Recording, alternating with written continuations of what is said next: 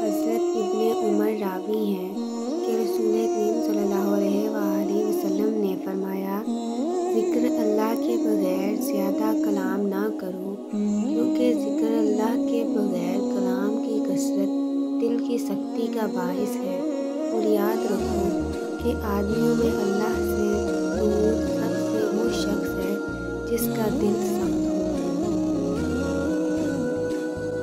ابو ہریرہ رضی اللہ تعالیٰ عنہ نبی کریم صلی اللہ علیہ وسلم سے روایت کرتے ہیں، آپ نے فرمایا، 7 آدمی ایسے ہیں جن پر اللہ تعالیٰ اپنی رحمت کا سایہ ڈالتا ہے۔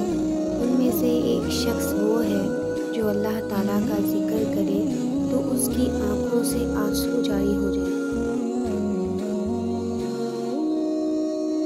حضرت علی رضی اللہ تعالیٰ عنہ نے فرمایا، مومن کو خوشی اللہ تعالیٰ کی اطاعت و عبادت سے حاصل ہوتی ہے اور اپنے گناہ اور معصیت سے وہ رنج و غم میں مبتلا ہو جاتا ہے۔